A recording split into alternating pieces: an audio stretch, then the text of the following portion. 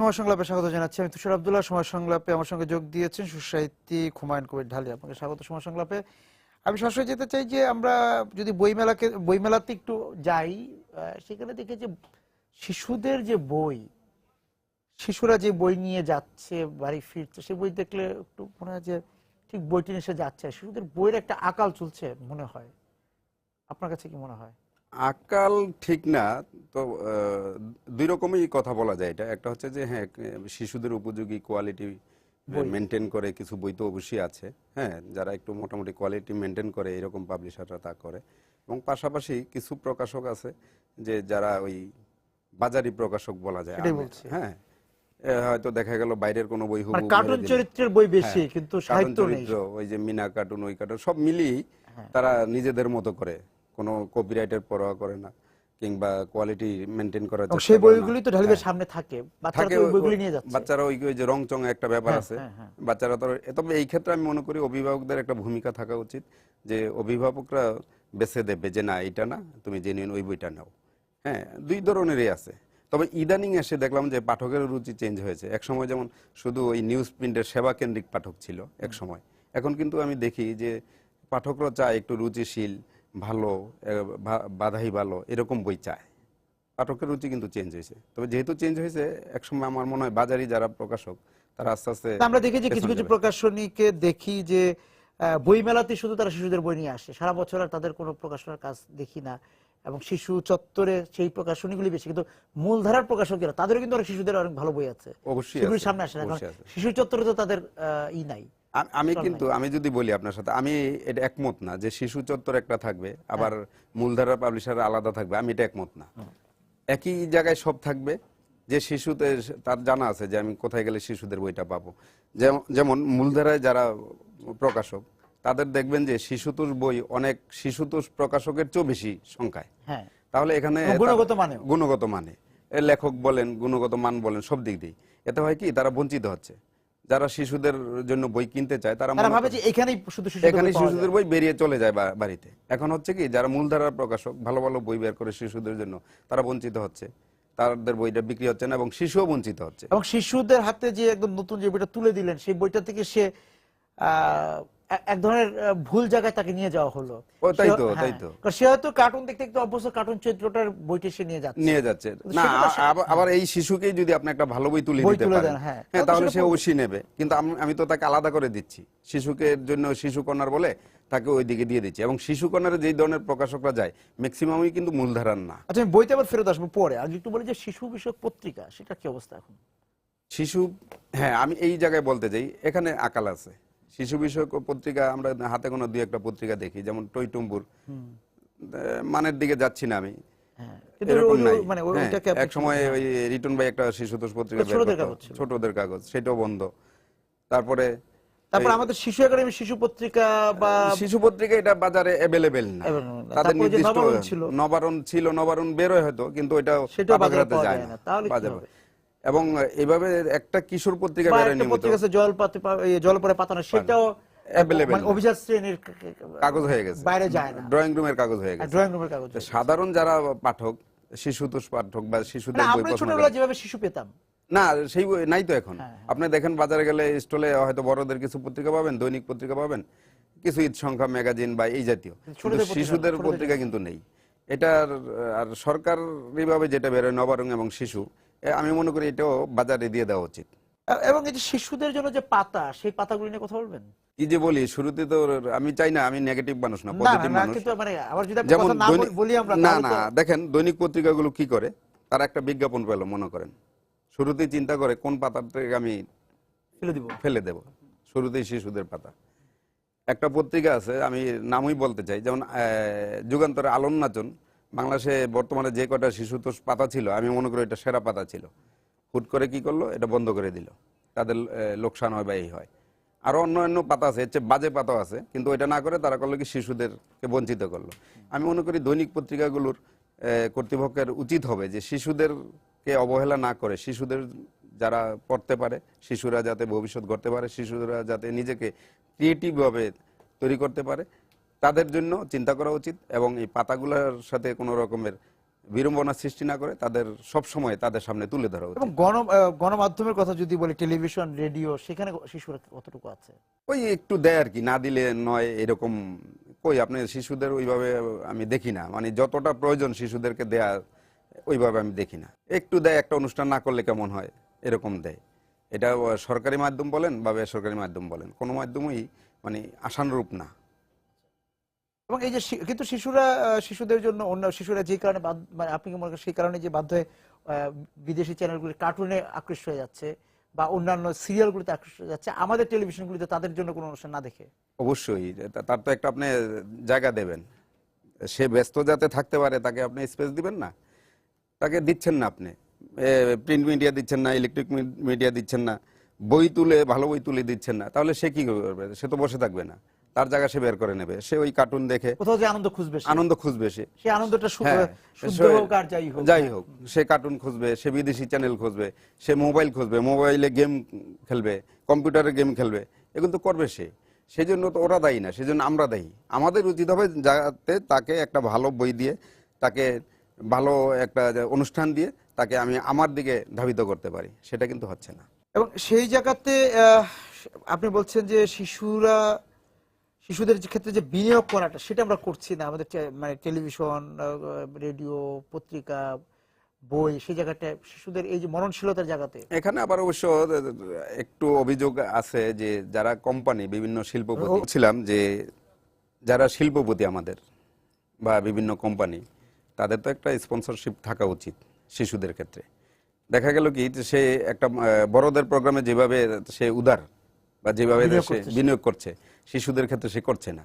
তারা এই জায়গায় আমি মনে করি যে সব জায়গায় তো লাভ খুঁজে হয় না, কিছু কিছু জায়গায় শিশুদের জন্য, শিশুদের দিকে তাকিয়ে তার কিছু বিনিয়োগ করা উচিত আমি মনে করি।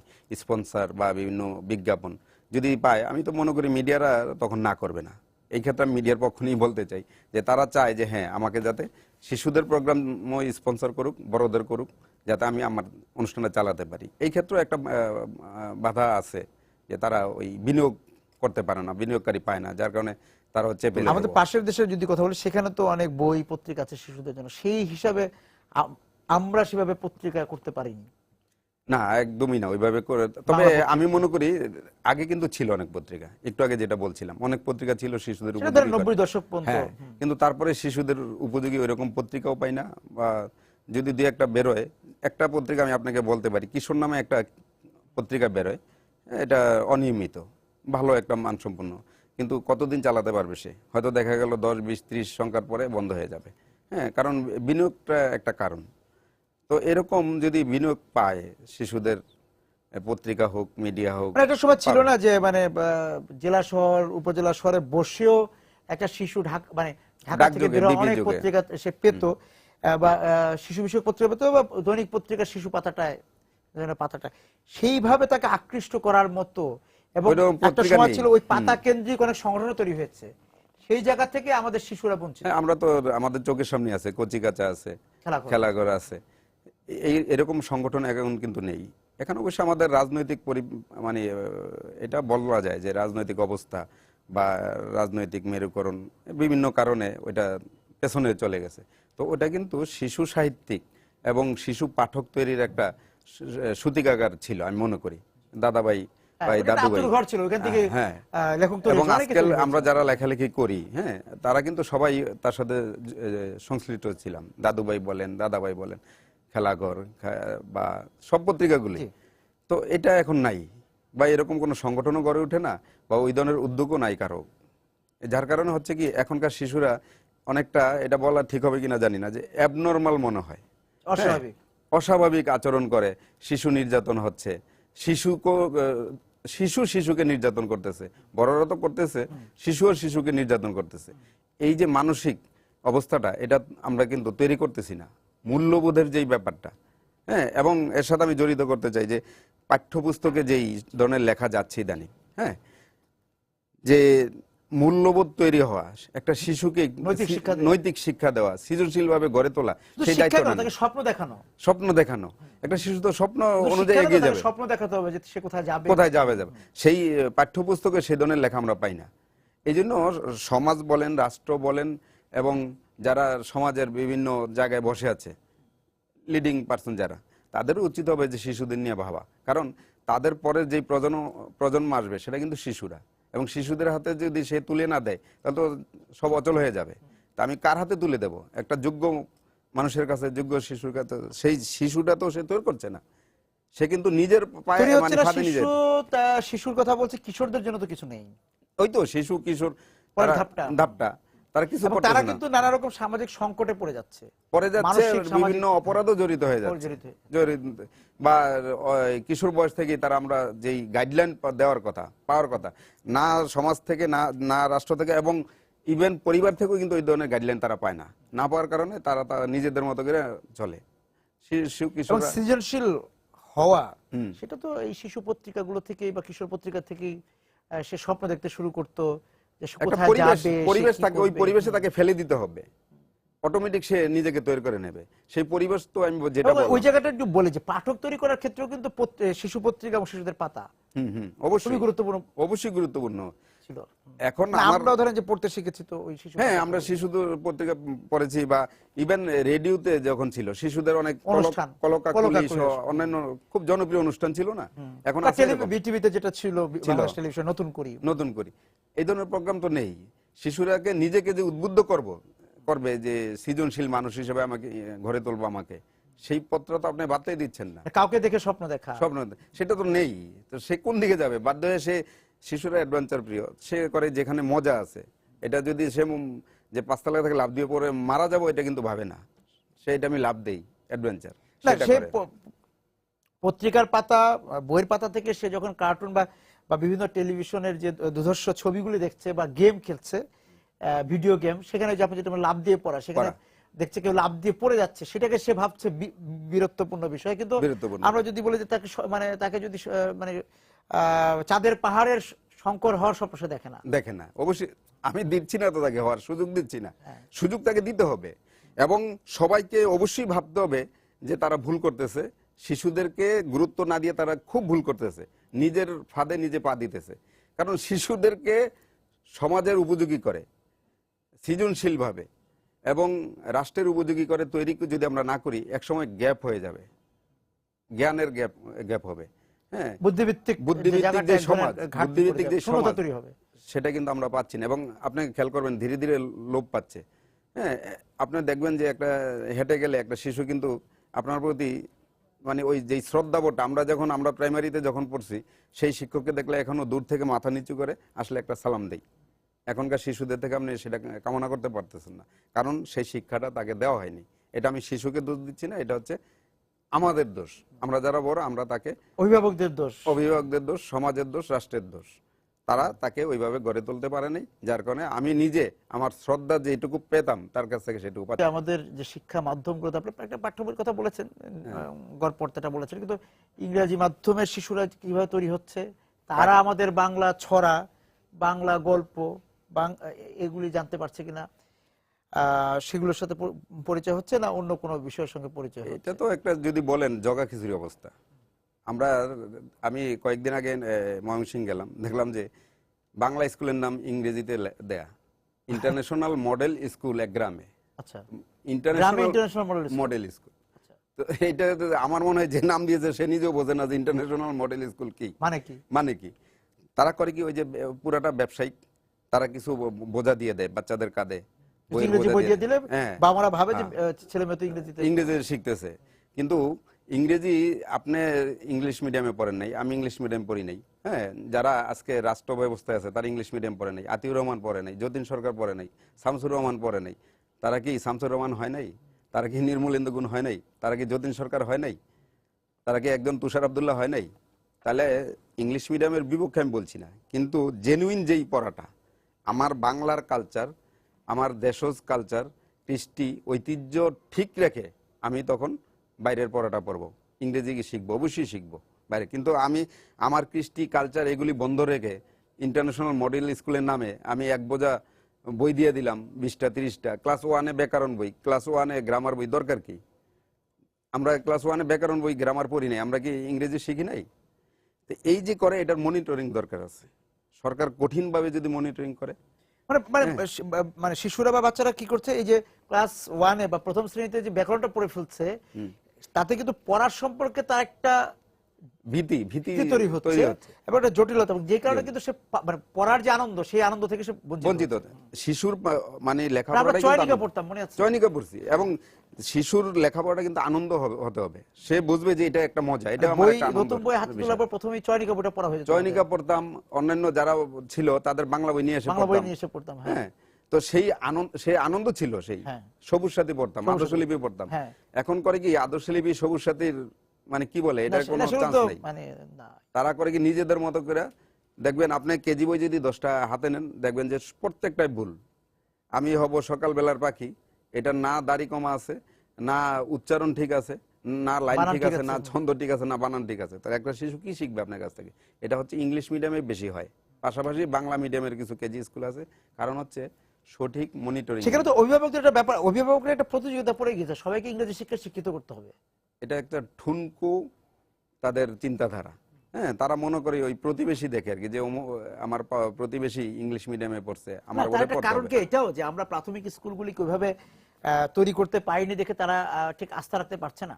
এটা অবশ্যই একটা কারণ আছে, যেহেতু আমরা সরকারি যে প্রাইমারি স্কুলগুলো, ওটা হয়ে গেছে খুব বেশি ব্যাকডেটেড, আর কেজি নিজেরা মনে করে খুব বেশি আধুনিক। মানে আগে তো আপনি যেভাবে বললেন, আমাদের সামনের যারা বাতিঘর সবাই তো প্রাথমিক স্কুল থেকে পড়ে এসেছি অবশ্যই, এবং তারা অবশ্যই শিক্ষিত, এবং তারা সমাজের বিভিন্ন স্থানে ভালো ভালো জায়গায় আছে। কিন্তু হ্যাঁ, ঠিক আছে, যুগ পরিবর্তন, যুগের সাথে আমাদের শিক্ষকের মান কমেছে, ওইরকম শিক্ষক নেই, কিন্তু সেটা তো রাষ্ট্র মনিটরিং করবে। আমি ছেড়ে দিলাম, ঠিক আছে, আমি একটা ওই ট্রেড লাইসেন্স নিয়ে স্কুল খুলে ফেললাম, হয়ে গেল।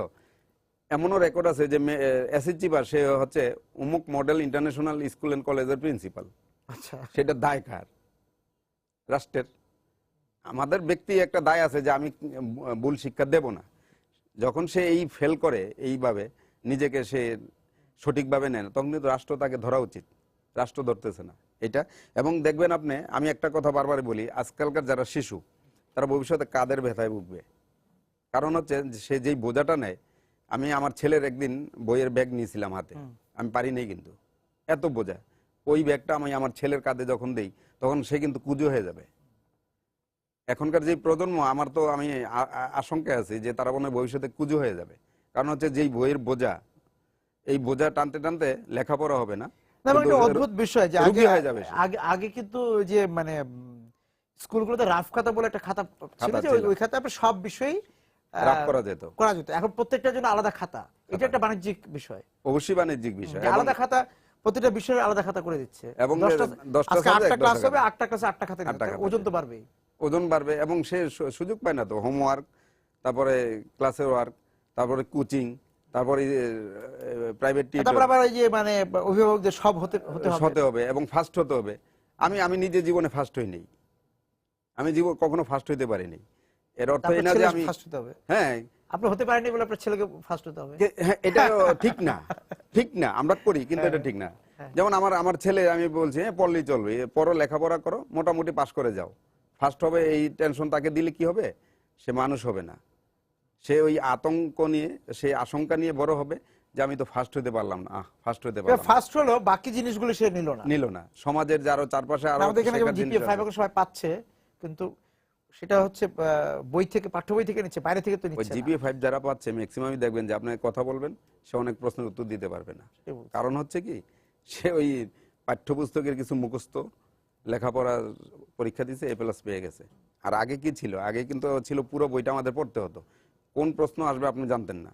এখন বলে দেয় যে অমুক অধ্যায়ের ওই প্রশ্নটা আসবে, ওই অধ্যায়ের এই প্রশ্নটা আসবে, তাহলে ওই প্রশ্নের বাইরে কিন্তু তার জ্ঞান নাই। তাহলে আমরা মানে এই যে শিশু কিশোর, আমরা মানে কাদের মানে কিভাবে তৈরি হচ্ছে, এই শিশুরা আসলে কোথায় যাবে?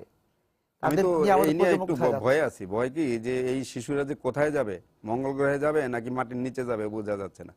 তা আমার মনে হয় এখনো সময় আছে, যে সরকার, সমাজ এবং আমাদের অভিভাবকদের উচিত হবে যে এইভাবে গতানুগতিক যে লেখাপড়ার সিস্টেমটা বর্তমানে চলছে, এটার উপর প্রেশার না দিয়ে শিশুকে আনন্দ দেওয়া উচিত, যাতে সে লেখাপড়া করে আনন্দ পায়, সেই পাঠ্যপুস্তক প্রবর্তন করা উচিত, এবং তাকে আনন্দের জায়গায় ছেড়ে দেওয়া উচিত, কঠিন জায়গায় না, আশঙ্কার জায়গায়। আমি একটা বিরতিতে যাচ্ছি, এসে আমি পাঠ্য বই থেকে একটু বেরিয়ে যেতে চাই যে আমাদের সাহিত্যিকরা বা যারা শিশুদের নিয়ে লিখেন, তারা কি লিখছেন, এবং আমরা শিশুদেরকে কোনো একটি বিশেষ ধরনের লেখাপড়ার জন্য হয়তো আমরা আসলে শিশুদের জন্য কি লিখছি প্রথমত, দ্বিতীয়ত কি পড়তে বলছি। এখন ঠিক মানে একটু পিছিয়ে পড়া মানসিকতার ভাবার কোনো কারণ নাই যে আমরা যে ধরনের বইগুলো পড়তাম, আলিমাম ভাই বই পড়তাম আমরা, সুকুমার, যদি আরো আগে বলি সুকুমার রায় পড়তাম আমরা, কাইজার চৌধুরীর ভ্রমণ অ্যাডভেঞ্চার পড়তাম, অবনীন্দ্রনাথ ঠাকুর পড়তাম, আমাদের দেশের সবকিছু মিলাই আমরা যে গোয়েন্দা কাহিনীগুলি পড়তাম, অনেক কিছু পড়তাম আমরা। তারপর একদম সুন্দর নদীর গল্প পড়তাম, প্রজাপতির গল্প, সেটা আমরা একটা খুব মেটালিক একটা বিষয় যে মানে শুধু কল্প কাহিনী আমরা হয়েছে কি, এটার কারণ হচ্ছে কি আমরা সব জায়গায় কর্পোরেট হয়ে যাওয়ার চিন্তা করতেছি। খালি শুধু কি তার এখন কিন্তু বাচ্চাদের জিজ্ঞেস করলে আমি ভালোবাসি সায়েন্স ফিকশন, তো সায়েন্স ফিকশন ঠিক আছে, সেটা এক ধরনের পার্ট, এইটা এবং বাবা মারা বলে আমার ছেলে বা মেয়ে সায়েন্স ফিকশন পড়তে ভালোবাসে না, পাশাপাশি সবই দিতে হবে তাকে, সবই দিতে হবে। অবন ঠাকুর দিতে হবে, সে ছড়া পড়বে, অবন ঠাকুর দিতে হবে, সুকুমার রায় দিতে হবে, সুকুমার বড়ুয়া দিতে হবে, সুকুমার বড়ুয়া দিতে হবে, আলী ইমাম দিতে হবে, তাকে শাহরিয়ার কবি দিতে হবে, একলাসউদ্দিন দিতে হবে। তো এই দেওয়ার দায়িত্বটা কিন্তু অভিভাবকের, সেটা কিন্তু সেই জায়গায় আপনি রাষ্ট্র কিছু করতে পারবেন না, এটা অভিভাবক, এটা অভিভাবক রুচিটা তৈরি করে দিবে, তো এটা অভিভাবক, রাষ্ট্রের কাজ না। কিন্তু আমাদের অভিভাবকরা ওই ঘুরে ফিরে একই জায়গায় আসতে হয়।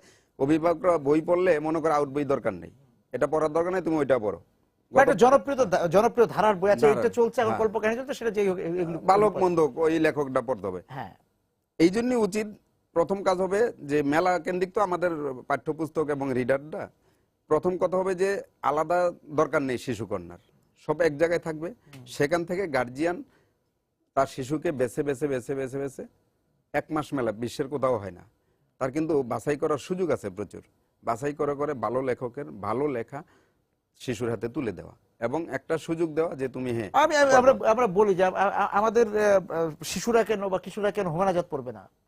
হ্যাঁ অবশ্যই, তার কত নদী সরোবর আছে, ফুলের গন্ধে ঘুমাসেন আছে, জোনাক পোকা আছে। আপনি রবীন্দ্রনাথের শিশু তো অনেক, রবীন্দ্রনাথের এই নজরুলের কথা তো নজরুল আছে, তা তো একদম সবই দেখ না পড়তেই হবে। কিংবা আপনি যদি মনে করেন ঠিক আছে বর্তমান যারা লেখালেখি করে তাদেরও অনেক ভালো বই আছে, মন্দ বই যেমন আছে ভালো বই আছে। মানে আমার কথা হচ্ছে যে শুধুমাত্র এই যে কল্প কাহিনী নির্ভর বই না পড়ে আমাদের একদম নদীর কথাটা আমি কেন, গ্রামের কথাটা কেন বলছি না, একটা বট গাছ, আমাদের এই যে বিপ্রদাস বড়ুয়ার বই আছে, আমাদের দ্বিজেনদার বই আছে, দ্বিজেন সভা বই আছে, হ্যাঁ আমরা এটি তুলে দেই, মানে গাছের কথা ফুলের কথা, চমৎকার বই। সেখানে আমি কেন গাছ চিনাবো না, নদী চিনাবো না, ফুল চিনাবো না, কোনটা বট কোনটা পাখি, সেটা তো আমার অভিভাবককে জানতে হবে, অভিভাবককে বুঝতে হবে।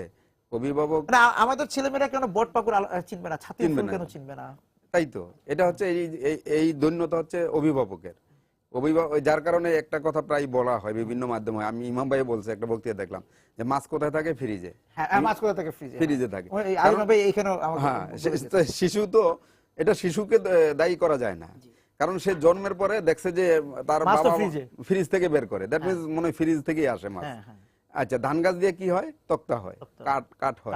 তো এই দায়টা তো আমরা শিশুকে দিতে পারি না, কারণ সে যা দেখছে, সে গাছ মনেই মনে করে যে কাঠ হয়, লাকড়ি হয়। তো ধান গাছ মনে করছে এখান থেকে বোধহয় কাঠ হতে পারে।